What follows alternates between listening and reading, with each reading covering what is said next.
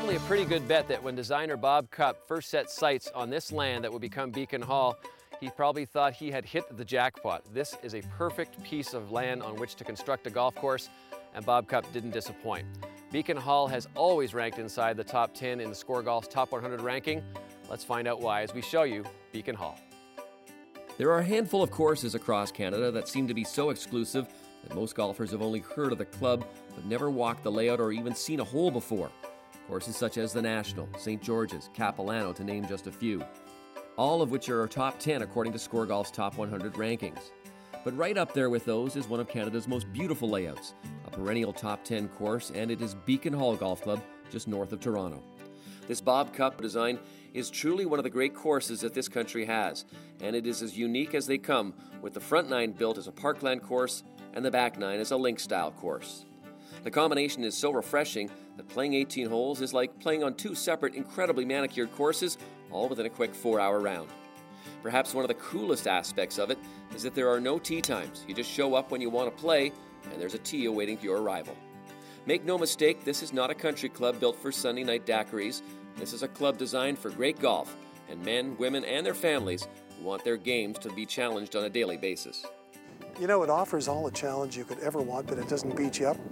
You know, to me, the measure of a great golf course is a hard par and an easy bogey. And I know for some, it'd be hard to believe that I'm calling this an easy bogey golf course, but it really feels that way to me. And I think when you go out and play with a great player, I mean, Jason Bone's been here 4 times and he shot 20 under over 4 rounds. You get to see that it really isn't that punishing. If you're a little wild off the tees, it's going to get a little bit more extreme. But you know, to me, every day is you got to work hard on every hole to make a par. But usually, the worst score you're going to make is a bogey. The story of Beacon Hall is an interesting one. In the early 80s, 4 friends grew tired of the busy, stuffy, overcrowded city golf clubs, so they decided to search for properties north of Toronto to create their own golf oasis, one with very limited membership, and thus spawned the idea of Beacon Hall. In 1986, a deal was struck with the North York Hunt Club, which was looking to sell its 180-acre parcel of land, a property dotted with lakes, trees, and rolling hills that seemed destined to be built into a great golf course. You know, I think Bill Carruthers, who was one of our late founders, who was terrific, wanted a traditional back, middle, and forward tee. And over the first 10 years, we found out we couldn't satisfy everyone. So we now have 5 sets of tees, and we have some mid-golf courses like the Chairman's. So we can play at 7,100, we can play at 6,700, we can play at 63, 6. And that really, probably more than anything, changes the quality of the experience for the golfer. So we can satisfy everyone from the best players in the world to the not-so-best players in the world. Renowned architect Bob Cupp was brought in to design this world-class layout. When it was completed, many people had heard of the opening of Beacon Hall, but very few ever slipped through the gated golf community to view what would become a masterpiece of golf course architecture. Consistently ranked in the top 10 since 1990, Beacon Hall's track is a tale of 2 nines.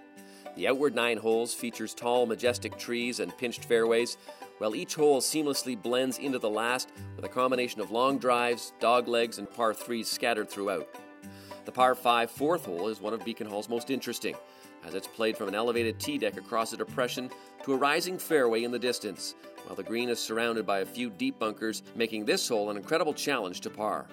It's so dramatic.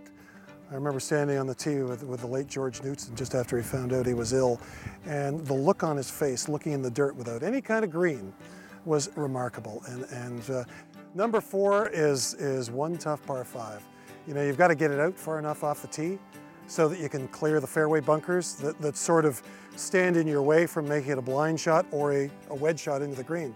So if your tee shot isn't good enough, you're going to have to lay it up to the bunkers and play a blind 6 or 5 iron. The next step is to carry the bunkers, and then you've got a very demanding short shot, either a 9-iron or a wedge to a very narrow green.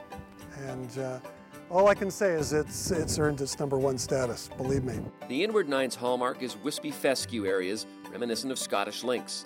The fescue dominates the landscape and surrounds each fairway, waiting to swallow errant tee shots. The 10th hole is a perfect introduction to this landscape, as Cupp designed an amazing par 5 that is picture perfect, but will sink its teeth into any golfer who thinks he can make the green in 2. You know, I think whether you're looking down the hole or you're looking back in the hole, it's just spectacular to look at.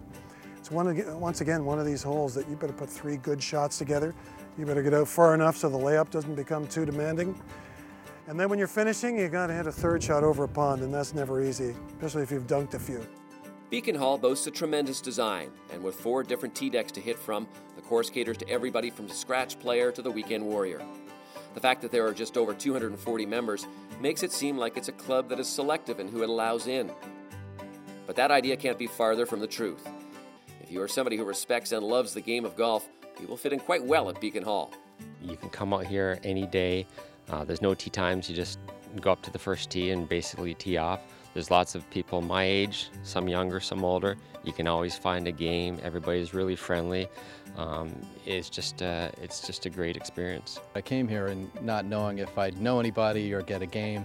You quickly meet a great group of folks who just want to go out and play golf. They're from all walks of life, and the course speaks for itself, but I think I come here and love it because of the people. All right, guys, let's get ready. We're going to throw the balls up. The furthest 4 from me play together, and the nearest 4 play together. You ready?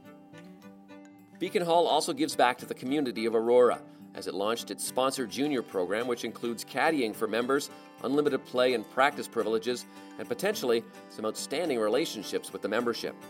The true patrons of the program really enjoy it for what it should be, helping a kid out. And I think that, in its purest sense, is what this club is all about. And that's why I think the membership have really gravitated to this. They really enjoy the whole development concept.